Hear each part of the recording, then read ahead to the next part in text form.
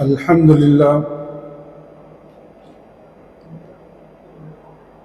لله نحمده ونستعينه ونستغفره ونؤمن به ونتوكل عليه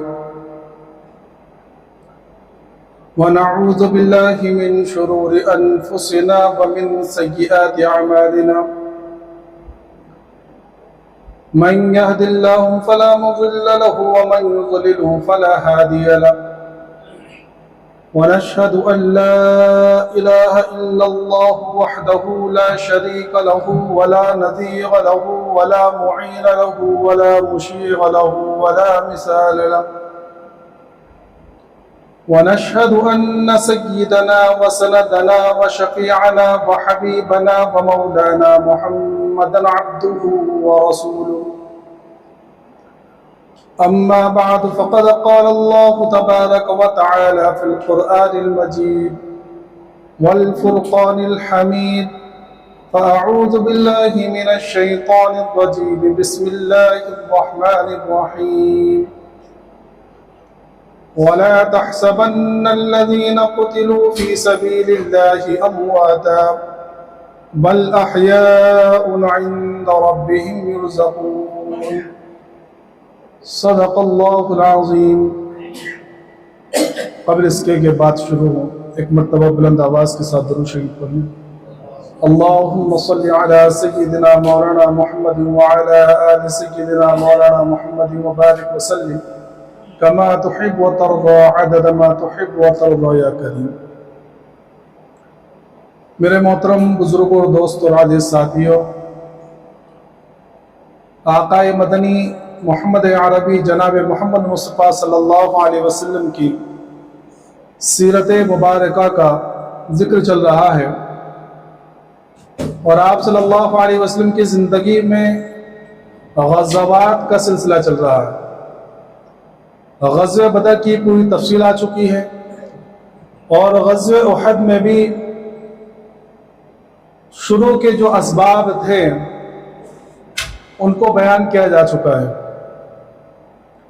میں نے بتلایا تھا کہ غزوہ احد میں اللہ کے رسول صلی اللہ علیہ وسلم کے ساتھ شروع میں جو ہے 1000 صحابہ کرام نکلے، درمیان میں سے عبداللہ ابن ابی ابن سلول جو رئیس منافقین کا سردار تھا، وہ یہ بہانہ کر کے کہ بھئی ہماری رائے نہیں مانی گئی، اپنے ساتھ جو ہے اپنے 300 کی جمعیت لے کے وہاں سے چلا گیا۔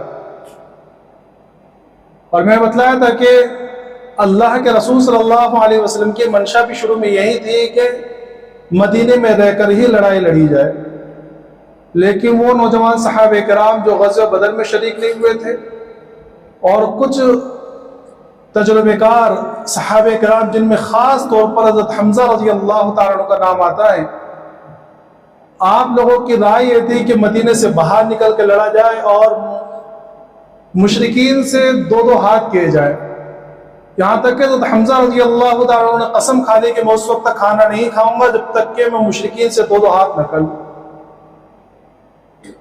اللہ کے رسول صلی اللہ علیہ وسلم نے اسی کی موافق عمل کیا اور صحابہ کرام کو لے کے نکلے، مقام احد پر پہنچے، اور 50 صحابہ کرام کی ایک چھوٹی سی نفری جو ہے جبل رمات پر جو ہے کھڑی کر دی، اور ان سے کہا کہ دیکھو حالات چاہے جیسے بھی ہو جائے، ہمیں شکست ہو یا فتح ہو، ہم جیتے یا ہارے، بلکہ بعض تاریخ روایتوں میں ملتا ہے کہ اللہ کے رسول صلی اللہ علیہ وسلم فرمایا کہ اگر تم یوں دیکھو کہ مسلمانوں کو شکست ہو گئی اور پرندے ان کے گوشت کو نوچ نوچے کھا رہے، جب بھی تم اپنی جگہ سے مت ہلنا۔ اس کے بعد لڑائی شروع ہوئی، شروع میں مبارزت ہوئی، اور یہ کے بعد دیگرے تقریباً 10 کافر جو ہے مسلمانوں کے ہاتھ قتل ہوئے جو عالم بردار تھے بنو عبدالدار کے۔ اس کے بعد عام لڑائی شروع ہوئی، اور جب عام لڑائی شروع ہوئی تو صحابہ کرام بے جگری سے اور بے انتہا شجاعت کے ساتھ لڑے اور خوب حملہ کیا۔ حضرت ابو قتادہ رضی اللہ تعالیٰ عنہ، حضرت ابو دجانہ رضی اللہ تعالیٰ عنہ، حضرت حمزہ رضی اللہ تعالیٰ عنہ، حضرت زبیر بن عوام رضی اللہ تعالیٰ عنہ اور دوسرے صحابہ کرام نے خوب لڑا۔ یہاں تک کہ حالات ایسے پیش آ گئے کہ کافروں کے قدم اکھڑ گئے، اور وہ عورتیں جو کافروں کو جوش دلانے کے لیے اور ولولہ دلانے کے لیے اور ان کا حوصلہ بڑھانے کے لیے ساتھ آئی تھی، وہ ان کے بارے میں لکھا ہے کہ وہ ایسے بھاگے کہ اپنے شلواروں کو اوپر اٹھا لیا، ان کے پائچے اوپر اڑ گئے، ان کی پنڈلیاں دکھنے لگی، اتنی تیز بھاگے۔ تو صحابہ کرام جو معرکے کے اندر تھے، جو نیچے میدان کے اندر تھے، وہ لوگ جو ہے مال غنیمت کو سمیٹنا شروع کیا انہوں نے۔ اچھا، اس درمیان میں بعض روایت میں آتا ہے کہ دوسرے حملے کے درمیان، اور بعض میں آتا ہے کہ جب شروع لڑائی ہوئی اور مسلمان کافروں کے جو ہے پیر اکھڑے، اس وقت جو ہے حضرت حمزہ رضی اللہ تعالیٰ بڑے جوش میں تھے، اور لکھا ہے کہ جس طرف آپ کے گھوڑے کا رخ ہو جاتا اور جس کے اوپر آپ کی تلوار اڑ جاتی، وہ کافر جو اپنی جگہ پر کھڑا نہیں رہتا، زمین پر دکھتا۔ لیکن جب اسی حالت میں آپ لڑتے لڑتے آگے بڑھ رہے تھے تو وحشی ابن حرب نے آپ کے پیچھے سے حملہ کیا اور تاک کا نیزہ مارا، جو آپ کے پیٹ سے گھسا اور ناک کے ذریعے باہر نکل گیا، اور آپ شہید ہو کے وہیں گئے۔ حضرت حمزہ رضی اللہ تعالیٰ کی شہادت، لیکن اس وقت تک مسلمانوں کا پلڑا جو ہے بھاری ہو چکا تھا اور کافر بھاگ گئے۔ اب جب یہ حالات یہ آئے کہ کافر بھاگ رہے ہیں اور مسلمان مال غنیمت سمیٹ رہے ہیں، تو وہ دستہ جو پہاڑ کے اوپر اللہ کے رسول صلی اللہ علیہ وسلم نے کھڑا کیا تھا، اب ان میں اختلاف ہو گیا۔ ان میں سے اکثر کی رائے یہ ہوئی کہ بھئی ہمیں بھی اب مال غنیمت سمیٹنا چاہیے اور ہمیں بھی اب نیچے اتر کر لڑائی میں جو شریک ہو جانا چاہیے۔ ان کے جو سردار تھے عبداللہ ابن جبیر، انہوں نے منع بھی کیا کہ نہیں، اللہ کے رسول نے منع کیا تھا، لیکن ان لوگوں نے کہا کہ اللہ کے رسول صلی اللہ علیہ وسلم نے جب منع کیا تھا، جب لڑائی، اب تو لڑائی ختم ہو گئی، کافر بھاگ رہے ہیں، اب تو مال غنیمت کو سمیٹنا ہے، یا جو بچے کچھ کافر ان سے جو لڑائی کے اندر شریک ہونا ہے۔ لیکن منع کرنے کے باوجود بھی ان 50 میں سے 40 لوگ نیچے اتر گئے، عبداللہ ابن جبیر اور ان کے ساتھ میں 9 صحابی اور، یعنی 10 صحابہ وہاں کھڑے ہوئے، باقی سب نیچے اتر گئے۔ یہ درہ ایک طرح سے خالی ہو گیا۔ حضرت خالد بن ولید رضی اللہ تعالیٰ جو اس وقت تک ایمان نہیں لائے تھے، اور یوں سمجھیے کہ کافروں کے لشکر کے کمانڈر تھے وہ، سمجھے، تو انہوں نے جب یہ رستہ خالی دیکھا تو وہ پیچھے سے لمبا رستہ کاٹ کر پیچھے کی طرف آئے اور آپ نے وہاں سے حملہ کیا، اور وہاں سے حملہ کر کے یہ جو 10 صحابہ کرام وہاں کھڑے ہوئے تو ان تمام کو شہید کر دیا اور وہاں سے تیر برسانا شروع کیا۔ اب حالت یہ ہو گئی کہ ایک ناگہانی چیز ہو گئی نا، کہ بھئی جہاں تو فتح ہو گئی ہے، مال غنیمت سمیٹ رہے ہیں، پیچھے تصور تک نہیں ہو سکتا تھا کہ پیچھے سے حملہ ہو سکتا ہے۔ اب جب پیچھے سے بھی حملہ ہوا اور آگے والے کافروں نے جو بھاگ رہے تو انہوں نے دیکھا کہ خالد بن ولید نے وہاں سے حملہ کر دیا، تو وہ لوگ بھی وہیں پلٹ گئے۔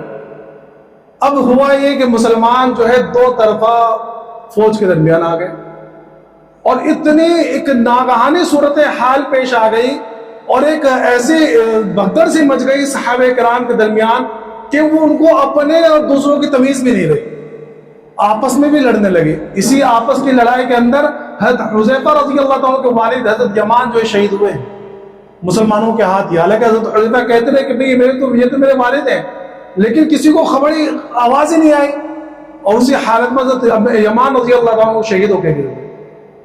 اب مسلمانوں کے جو علم بردار حضرت مصعب ابن عمیر رضی اللہ تعالیٰ لوگوں نے ان کے اوپر حملہ کیا، کافروں نے پہلے ان کے ایک بازو کاٹ دیے، انہوں نے دوسرے بازو میں جھنڈا پکڑ لیا، دوسرا بازو بھی کاٹ دیا، انہوں نے اپنے دونوں شانوں سے وہ پکڑ لیا، لیکن اس کے بعد کسی نے پیچھے سے برچا مارا اور ایسا کاری وار کیا کہ آپ پیچھے گر گئے۔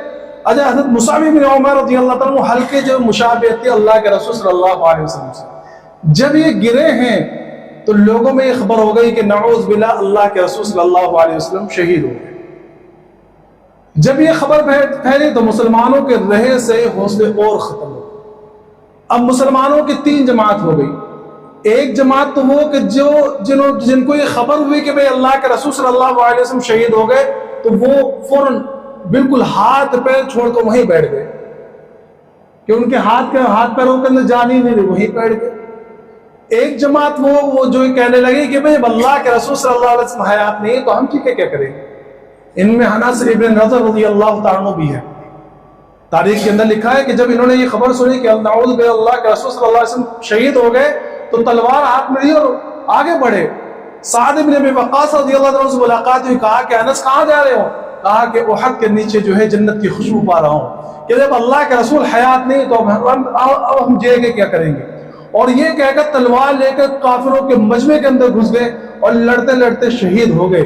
جب آخر میں آپ کی لاش اٹھائی گئی تو پتہ چلا کہ تقریباً 80 زخم آپ کے بدن پر. ایک جماعت ایک جماعت وہ تھی جو اللہ کے رسول صلی اللہ علیہ وسلم کے ساتھ میں تھی. اب ان کا پہلا کام یہ تھا کہ اللہ کے رسول صلی اللہ علیہ وسلم کی حفاظت کی جائے. تو وہ لوگ جو کافروں نے دیکھا کہ اللہ کے رسول حیات ہیں جو ایک چھوٹی سی جماعت کو, تو ان کا پورا زور اس بات پر تھا کہ کسی طرح اللہ کے رسول صلی اللہ علیہ وسلم کو شہید کر دیا جائے. تو اس میں ایک بدبخت تھا عبداللہ ابن قمیہ, اس نے جو ہے تاک کر ایک پتھر مارا. اور بعض روایت میں ہے تو عتبہ ابن وقاص نے تاک کر ایک پتھر مارا جو اللہ کے رسول صلی اللہ علیہ وسلم کے چہرے انور پر لگا, اور آپ کے خود کی 2 کڑیاں جو ہے گھس کر آپ کے گال میں گھس گئی. اور ایک پتھر ایسا آگے لگا کہ جس سے اللہ کے رسول صلی اللہ علیہ وسلم کے نیچے کا ایک دانت شہید ہو گیا. اور اللہ کے رسول صلی اللہ علیہ وسلم اس خون بہنے کی وجہ سے چکرا کر جو پیچھے گڑھا سا تھا اس گڈھے کے اندر گر گئے. جب آپ گڈھے کے اندر گر گئے تو عبداللہ ابن قمیہ نے اس وقت اس نے بھی یہ سمجھا کہ اللہ کے رسول نعوذ باللہ قتل کر دیے گئے. تو اس نے زور سے چلا کر کہا کہ بھئی محمد صلی اللہ علیہ وسلم قتل کر دیے گئے. اب جب یہ دوبارہ یہ خبر سنی تو اور بھگدڑ سی ہو گئی. اب صحابہ کرام کا پورا زور اس پر تھا کہ کس طرح اللہ کے رسول صلی اللہ علیہ وسلم کی حفاظت کی جائے. روایتوں کے اندر آتا ہے کہ ایسی بھگدڑ مچی تھی کہ اللہ کے رسول صلی اللہ علیہ وسلم کے پاس میں تقریباً 12 یا 14 صحابہ کرام تھے, بس 7 انصاری اور 7 مہاجر, جن میں حضرت ابوبکر صدیق رضی اللہ تعالیٰ عنہ, حضرت عمر بن خطاب رضی اللہ تعالیٰ عنہ, اور جب مصعب بن عمیر رضی اللہ تعالیٰ عنہ شہید ہو کر گرے تو اللہ کے رسول نے حضرت علی کو بھیجا کہ جاؤ تم اس عالم کو, اس جھنڈے کو تم سنبھالو. تو حضرت علی وہاں سے ہٹ کے جھنڈے کو آپ نے اپنے ہاتھ میں لیا. اور دوسرے صحابہ کرام حضرت ابو دجانہ, حضرت سعد بن ابی وقاص رضی اللہ تعالیٰ عنہ, یہ اللہ کے رسول صلی اللہ علیہ وسلم کے پاس آ گئے. اب یہ خبر پھیل گئی تو اللہ کے رسول صلی اللہ علیہ وسلم کو صحابہ کرام نے جو ہے سہارا دے کر اوپر اٹھایا, اور اللہ کے رسول صلی اللہ علیہ وسلم کی طرف سے منادی کرائی گئی ہلکی آواز میں کہ اللہ کے رسول وہاں بخیر ہیں. تو اب صحابہ کرام کا پورا زور یہ تھا کہ اللہ کے رسول صلی اللہ علیہ وسلم کے پاس آ جائے. وہاں کافروں کا پورا زور تھا کہ کس طرح اللہ کے رسول کو نعوذ باللہ قتل کر دیا جائے. اس نے خوب تیر برسائے, اور ایسے حالت میں صحابہ کرام نے وہ جانثاری دکھائی ہیں کہ جس کی مثال نہیں مل سکتی. حضرت ابو طلحہ رضی اللہ عنہ کے بارے میں آتا ہے کہ آپ نے پورے تیر جو اپنے ہاتھ پر لیے ہیں, پورے تیر, یہاں تک کہ آپ کا یہ ہاتھ شل ہو گیا, کام کرنا چھوڑ دیا. حضرت ابو دجانہ رضی اللہ تعالیٰ, عجیب حال, عجیب منظر کہ نہ اللہ کے رسول کی بے حرمتی کر سکتے کہ آپ کی طرف پیٹ کریں, سمجھے, اور نہ کافروں کی طرف چہرہ کرنے جیسا, لیکن آپ نے جو اللہ کے رسول کی طرف چہرہ کیا اور پیٹ کافروں کی طرف کر دیا. پوری پیٹ آپ کی چھلنی ہو گئی تیروں سے. حضرت قتادہ رضی اللہ تعالیٰ آپ کے سامنے کھڑے ہو گئے اور آپ کا چہرہ جو ہے اپنے چہرے سے چھپا لیا اور اپنا چہرہ سامنے کر دیا, اور وہاں سے تیر آ رہے. ایک تیر ایسا لگا کہ آنکھ میں لگا, اور آنکھ کے جو ڈلا ہوتا نا آنکھ کا, یہ پورا باہر نکل گیا اور لٹک گیا. تو یہ اللہ کے رسول صلی اللہ علیہ وسلم کے چہرے طرف مڑے کہا کہ یا رسول اللہ کہ میرا آنکھ خراب ہو گئی. تو اللہ کے رسول صلی اللہ علیہ وسلم فرمایا کہ دیکھو, یا تو اس کے اوپر صبر کر لو اور جنت کی بشارت سن لو. تو انہوں نے کہا کہ یا رسول اللہ میری شادی ہو چکی ہے, مجھے ڈر ہے کہ میری بیوی مجھے کانا نہ کہے, اس لیے میں چاہتا ہوں کہ آپ میرے آنکھ بھی صحیح کر دیں اور میرے لیے دعا بھی کریں. تو اللہ کے رسول صلی اللہ علیہ وسلم نے اپنے ہاتھوں سے وہ ڈلا اٹھایا, وہ ڈھیلا جو ہوتا ہے نا, وہ ڈھیلا اٹھایا اور اٹھا کر قتادہ رضی اللہ تعالیٰ کی آنکھ میں ڈال دیا اور کہا کہ یا اللہ قتادہ کی آنکھ کو صحیح سالم کر دو, پہلے سے زیادہ صحیح سے کر دو. روایتوں میں آتا ہے کہ آپ کی آنکھ پہلے سے زیادہ خوبصورت اور اس کی روشنی پہلے سے زیادہ بڑھ گئی اور آنکھ بالکل کس جگہ پر لگ گئی. سمجھے, کوئی آپریشن نہیں, یہ اللہ کے رسول کا معجزہ تھا. تو اس حالات میں صحابہ کرام نے وہ جانثاری دکھائی ہیں روایتوں کے اندر آتا ہے کہ دو صحابی تھے، یہ لڑائی سے پہلے جو ہے انہوں نے آپس میں کہا کہ آؤ ذرا دعا کر لیں، احد کے نیچے کھڑے ہو کر دعا مانگی۔ سعد ابن ابی وقاص رضی اللہ تعالیٰ عنہ نے اور عبداللہ ابن جحش رضی اللہ تعالیٰ عنہ، ان دونوں نے، اور کھڑے ہو کر دعا کی اور کہا کہ دیکھو میں پہلے دعا کرتا ہوں، تم آمین کہنا، پھر تم دعا کرنا، میں آمین کہوں گا۔ تو حضرت سعد ابن ابی وقاص رضی اللہ عنہ نے دعا کی کہ یا اللہ کہ میرا مقابلہ ایسے بہادر سے کروا کہ جو سخت جفاکش ہو، سخت طاقتور ہو، اور میں اس سے لڑوں، وہ مجھ سے لڑے، خوب مقابلہ ہو، اور میں تیرے راستے میں اس کو قتل کر دوں۔ تو حضرت عبداللہ ابن جحش نے کہا آمین۔ پھر عبداللہ ابن جحش کی باری آئے تو آپ نے دعا کی کہ اللہ میرا مقابلہ ایسے سخت کافر سے کرا کہ جو خوب جنگجو ہو اور وہ مجھ پر حملہ کرے، میں اس سے اوپر حملہ کروں، اور وہ مجھے مارے، میں اسے ماروں، اور بعد میں وہ میرے اوپر ایسا کاری وار کرے کہ میں تیرے راستے میں قتل ہو جاؤں اور شہید ہو جاؤں، اور بعد میں میری لاش کا جو ہے مسئلہ کرے کہ میرے ناک کاٹ دے، میرے کان کاٹ دے، اور کل قیامت میں تیرے سامنے کان کٹا ہوا، ناک کٹا ہوا اور زبان کٹا ہوا ہوں، اور تم مجھ سے یہ پوچھے کہ اے عبداللہ تیری یہ حالت کس نے کی، اور میں تیرے سامنے کہوں کہ اللہ تیرے راستے میں میرا مسئلہ کیا گیا، اور تو کہے کہ تو نے بالکل سچ کہا ہے اور تم مجھے جنت میں داخل کر دے۔ سعد بن وقاص رضی اللہ تعالیٰ نے کہا کہ آمین۔ جب لڑائی ہوئی اور مسلمانوں کو یہ ہلکی سی شکست کے آثار ہوئے تو ان کے ساتھ وہی معاملہ پیش آئے۔ حضرت سعد نے بھی ایک کافر کو قتل کیا اور عبداللہ بن جحش رضی اللہ عنہ کا اس طرح مسئلہ کیا گیا۔ جب لڑائی کے بعد میں دیکھا تو دیکھا کہ آپ کے کان اور آنکھ پھٹی ہوئی ہے اور ناک کٹی ہوئی ہے اور زبان کٹی ہوئی ہے، کہ صحابہ کرام مانا کرتے تھے کہ اللہ تیرے راستے میں ہمیں موت عطا فرما، شہادت والی موت۔ زیاد بن سکن رضی اللہ تعالیٰ عنہ اسی معرکے کے اندر خوب لڑے، جب لڑائی کرتے کرتے اور بہت زیادہ زخمی ہو گئے اور موت کے قریب ہو کر گرے تو ایک صحابی نے پوچھا کہ کیا حال ہے، کہنے لگے کہ مجھے اللہ کے رسول صلی اللہ علیہ وسلم کے پاس پہنچا دو۔ اللہ کے رسول صلی اللہ علیہ وسلم کے پاس پہنچایا، قدموں میں لیٹ کر اللہ کے راستے میں اپنی جان کو دی۔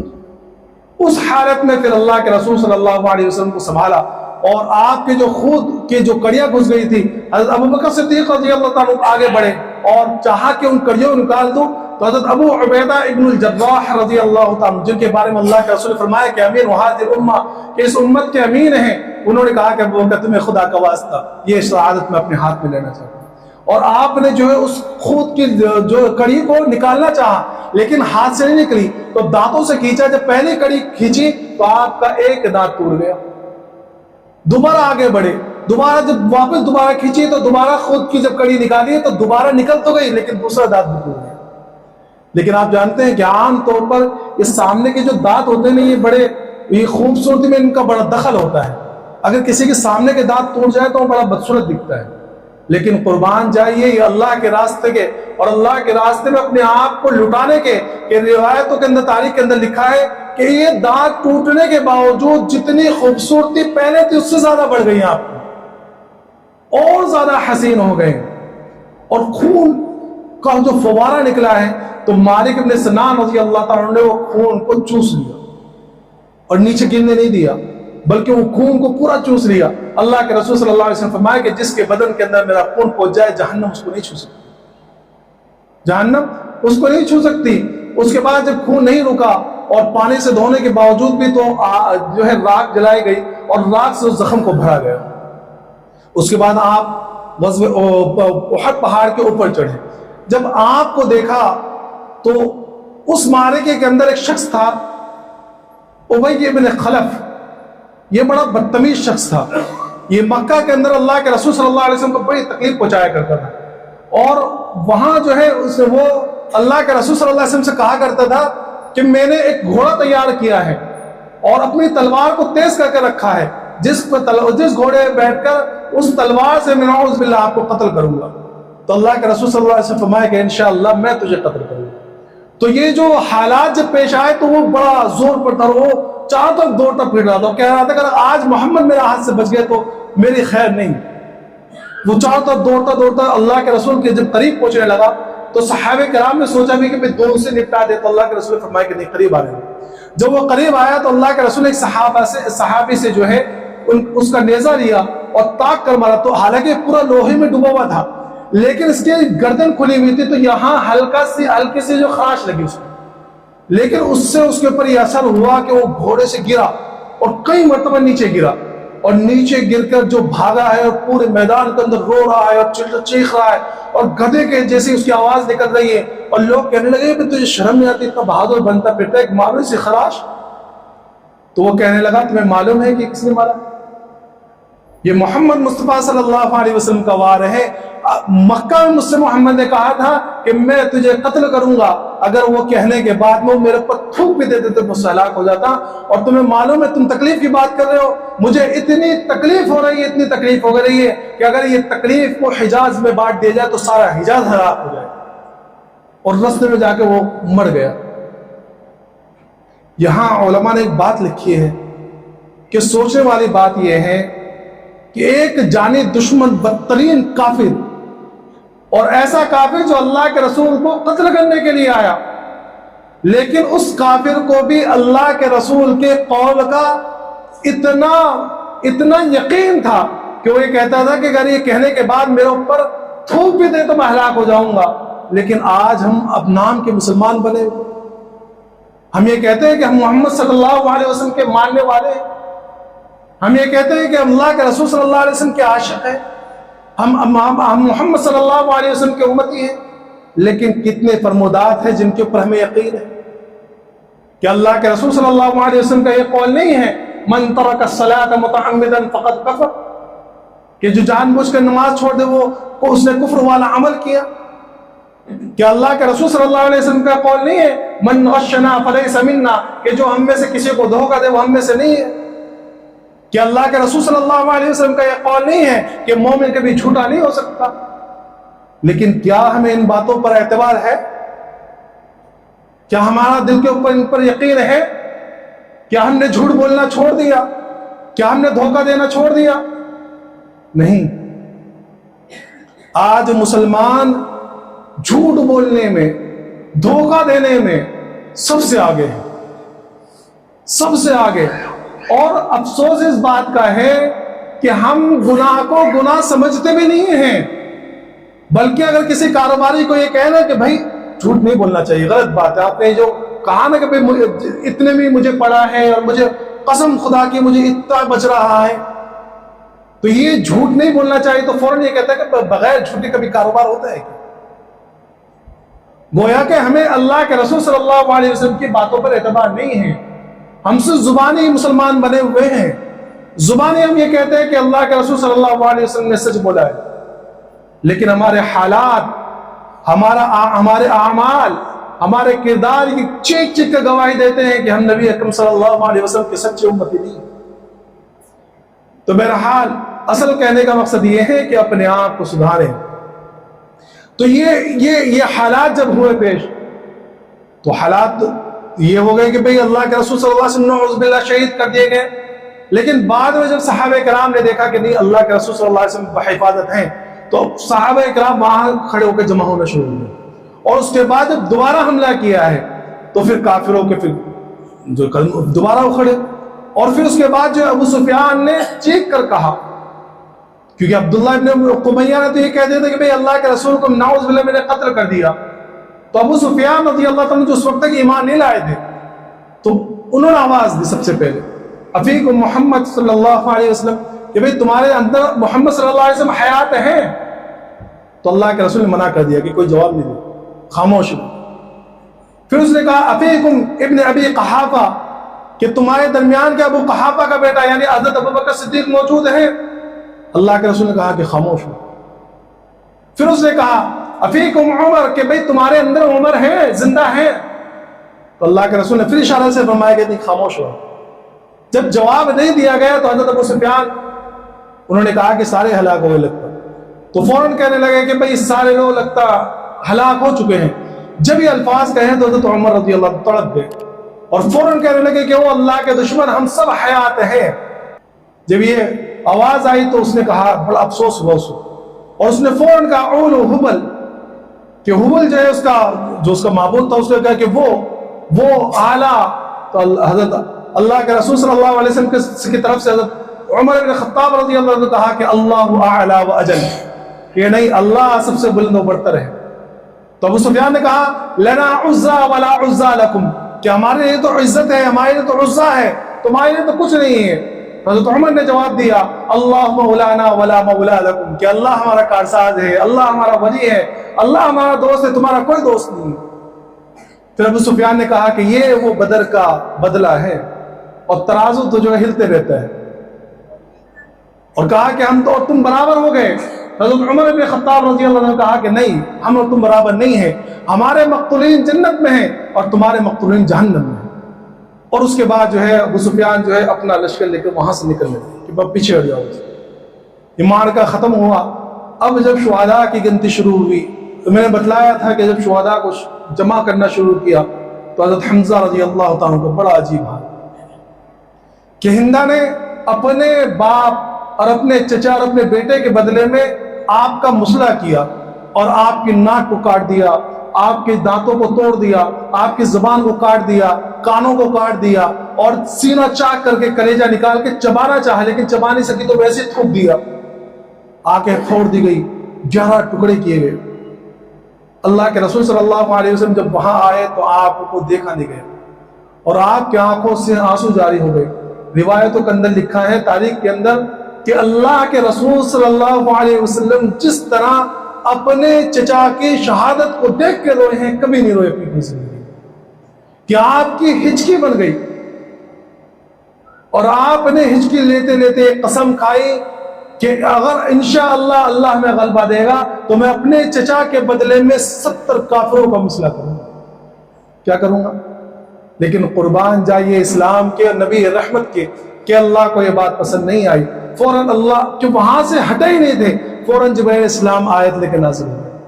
کیا آیت لے؟ وَإِنْ عَاقَبْتُمْ فَعَاقِبُوا بِمِثْلِ مَا عُوقِبْتُمْ وَلَئِنْ صَبَرْتُمْ لَهُوَ خَيْرٌ لِلصَّابِرِينَ. اگر آپ کو بدلہ بھی لینا ہے تو ایک کے بدلے میں ایک، زیادتی نہ ہو جائے، اور اگر آپ صبر کریں گے تو صبر کرنا آپ کے لیے زیادہ بہتر ہے. اور فرمایا کہ آپ سے صبر نہیں ہوگا، یہ صبر دلانے والی بھی ذات اللہ کی ہے، اور آپ غمگین نہیں ہوئیے. اللہ کے رسول صلی اللہ علیہ وسلم نے فوراً اپنے غصے کو قابو میں کیا اور اپنے قسم کا کفارہ ادا کیا. اور پھر اس کے بعد جو ہے شہداء کرام کی کو جمع کرنا شروع کیا. اللہ کے رسول صلی اللہ علیہ وسلم فرمایا کہ جاؤ سعد کو دیکھ کر آؤ کہ کیا حالت ہے. سعد ابن ربیع دیکھا کہ زخمیوں میں پڑے ہوئے ہیں اور بالکل نڈھال ہیں. پوچھا کہ کیا ہوا، کہ اللہ کے رسول صلی اللہ علیہ وسلم کی حالت کیسی ہے؟ کہا کہ اللہ کے رسول بحفاظت ہے. فرمایا کہ میں جنت کی خوشبو پا رہا ہوں، لیکن میرے قبیلے والوں انصار سے کہہ دینا کہ اگر تمہاری آنکھیں ایک کی بھی گردش کرتی رہی اور محمد صلی اللہ علیہ وسلم کو کچھ ہو گیا تو کل اللہ کے سامنے پریشانی کی پشیمانی کے علاوہ کوئی چیز نہیں ہوگی. کہ تمہاری آنکھیں سلامت رہے، اللہ کے رسول کو کچھ ہو جائے کبھی ایسا ہونے نہ دینا کہ اپنی جانوں کو قربان کر دینا. 70 صحابہ کرام جو ہے شہید ہوئے، جن میں سے اکثر انصار ہے، تقریباً 65 انصاری صحابی ہے. 4 صحابی جو ہے وہ مہاجر ہے اور ایک جو ہے وہ منافق ہے. عثمان نام ہے اس کا. غالباً خوب لڑا، بہت لڑا، لیکن جب مرنے لگا تو کسی نے پوچھا کہ بڑی بہادری سے لڑے تم تو، تمہیں تو جنت ملے گی. وہ کہنے لگا کہ میں اسلام کے لیے تھوڑی لڑا ہوں، میں تو اپنے قبیلے کے لیے لڑا ہوں، اور اس حالت میں جان دی. بلکہ بعض روایت میں آتی کہ اس نے خودکشی کر لی. تو اللہ کے رسول فرمایا کہ جہنم میں جائے گا. پتہ چلا کہ لڑائی اصل میں وہ ہے جو اسلام کے لیے ہو. یہ عصبیت، یہ قومیت، میرا قبیلہ، تیرا خاندان، میرا حسب، میرا نسب، یہ لڑائیاں جنت میں پہنچانے والی نہیں ہیں. تو پھر اس کے بعد اللہ کے رسول صلی اللہ علیہ وسلم نے صحابہ کرام کی جنازے کی نماز پڑھی. اللہ حضرت جب کفن دفن کا معاملہ آیا تو بھی عجیب معاملہ کہ بھی کیا کریں، کہ کفن کے لیے کپڑے میسر نہیں. خود حمزہ رضی اللہ تعالیٰ عنہ کی بہن حضرت صفیہ رضی اللہ تعالیٰ عنہ 2 کپڑے لے کر آئی. اور جب وہاں خبر مل گئی مدینے کے اندر کہ بھئی ایسا معاملہ پیش آیا، تو وہاں سے بہت سارے صحابہ کرام اور بہت ساری عورتیں چلی. تو حضرت صفیہ رضی اللہ تعالیٰ عنہ یہ حضرت حمزہ کی بہن ہے، اللہ کے رسول کی پھوپھی ہیں. تو یہ جب آئی تو اللہ کے رسول صلی اللہ علیہ وسلم نے حضرت زبیر کو بھیجا کہ جاؤ اپنے والدہ کو روکو، کیونکہ بھائی کی حالت کو دیکھا نہیں جائے گا. تو جب وہاں پہنچے تو حضرت زبیر نے روکنا چاہا تو زور سے سینے پر ایک مکہ مارا کہ پیچھے ہٹ. اور جب آگے بڑھایا قدم تو حضرت زبیر نے کہا کہ اللہ کے رسول کا فرمان ہے کہ صفیہ کو روک دو. تو لکھا ہے تاریخ کے اندر کہ جو قدم بڑھایا ہوا تھا وہ اوپر ہی روک دیا اور واپس پیچھے لے لیا اور کہنے لگے کہ میں روؤں گی نہیں, میں نوحہ کرنے نہیں آئی ہوں, بس میں اپنے بھائی کو دیکھنے کے لیے آئی ہوں. سنا ہے کافروں نے میرے بھائی کا مسئلہ کر دیا ہے اور یہ 2 چادریں لے کر آئی ہوں کہ اپنے بھائی کے کفن کے لیے. تو اللہ کے رسول نے اجازت دے دی. آئی, دیکھا انا للہ و انا الیہ راجعون پڑھا اور دونوں چادریں پیش کی. لیکن دیکھا کہ وہیں حضرت مصعب بن عمیر بھی پڑے ہوئے ہیں, ان کے لیے چادر نہیں ہے, تو کہا کہ دونوں میں بانٹ دی جائے. ایک چادر دونوں میں بانٹ دی گئی. بڑی چادر مصعب کے حصے میں آئی ہے اور چھوٹی چادر حضرت حمزہ رضی اللہ تعالیٰ کے حصے میں آئی ہے کہ چہرہ ڈھکتے تو پیر کھل جاتا اور پیر ڈھکتے تو چہرہ کھل جاتا. اللہ کے رسول صلی اللہ علیہ وسلم فرمایا کہ چہرہ ڈھک دو اور پیروں کے اوپر گھاس ڈال دو. اس کے بعد آپ کے جنازے کی نماز اس طرح پڑھائی گئی کہ پہلے حمزہ رضی اللہ تعالیٰ کا جنازہ وہی رکھا ہوا اور ایک صحابی کے جنازے کو لایا جاتا اور پڑھ کر وہاں سے ہٹا لیا جاتا. 70 مرتبہ حمزہ رضی اللہ تعالیٰ کی جو ہے جنازے کی نماز پڑھی گئی. اور اس کے بعد اللہ کے رسول صلی اللہ علیہ وسلم مدینہ منورہ تشریف لے کر آئے. آج بھی وہاں غزوہ احد جہاں ہوا ہے وہاں تمام صحابہ کرام کے جو ہے ایک بڑا باؤنڈری گھیر جو وہاں انہی کی قبر وہیں بنا دی گئی اور وہیں وہ قبرستان ہے. یہ غزوہ احد ہے جس کے اندر صحابہ کرام نے بڑی جانساری سے لڑائی, لیکن ایک معمولی اللہ کے رسول صلی اللہ علیہ وسلم کی خلاف ورزی, بلکہ یوں سمجھیے کہ آپ کے قول کی منشا کو سمجھا نہیں صحابہ کرام نے, کہ جس سے اتنا بڑا نقصان ہوا کہ 70 صحابہ کرام شہید ہوئے. یہاں تک کہ اللہ کے رسول صلی اللہ علیہ وسلم کے چچا شہید ہوئے جن کو اللہ کے رسول صلی اللہ علیہ وسلم فرمایا.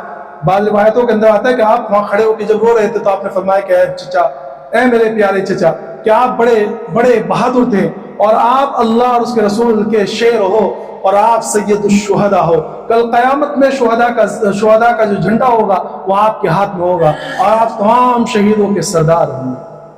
اس کے بعد آپ صلی اللہ علیہ وسلم مدینہ واپس آئے. اس کے بعد کے حالات انشاءاللہ آئندہ بیان کیے جائیں گے. اللہ تبارک تعالیٰ تمام کو اللہ کے رسول صلی اللہ علیہ وسلم سے سیکھنے اور آپ کی سیرت کو اپنی زندگی میں لانے کی توفیق عطا فرمائے. وآخر دعوانا الحمدللہ رب العالمین. یہ 2 سوالات پوچھے ہیں. ایک یہ کہ آپس میں کسی بات پر شرط لگانا کیسا ہے, 2 طرفہ شرط لگانا کیسا ہے. دیکھو ہمیشہ شرط لگانے کے لیے ایک اصول ہے جس سے آپ کو ہمیشہ ایک بات سمجھ میں آ جائے گی. وہ یہ ہے کہ 2 طرفہ شرط لگانا حرام ہے, ایک طرفہ لگانا جائز ہے. اب دنیا کی جتنی بھی شرطیں ہیں بس اس معیار پر رکھ دو آپ. 2 طرفہ شرط مطلب یہ ہے کہ آپس میں ایک بات کی کہ بھئی اگر تم فلاں کام کر لو گے تو تم نے اگر یہ کام پہلے کر لیا تو میں تمہیں کھانا کھلاؤں گا, اور اگر میں نے پہلے یہ کام کر لیا تو تم مجھے کھانا کھلانا. تو یہ جو آپس میں دونوں طرف سے جو شرط ہے یہ حرام ہے. اور اگر کسی نے اس طرح کیا کہ بھئی دیکھ کام کرو, اگر تم نے یہ کام کر لیا تو میں تم کو کھانا کھلاؤں گا, اور اگر نہیں کیا تو بھی میں ہی کھانا کھلاؤں گا, تو یہ ایک طرف سے شرط ہوگی. تو ایک طرف سے اگر شرط لگائی ہے تو وہ جائز ہے, 2 طرفہ شرط لگانا یہ جائز نہیں ہے. دوسرا سوال یہ ہے کہ کیا عورت بالوں کو کلر کروا سکتی ہے؟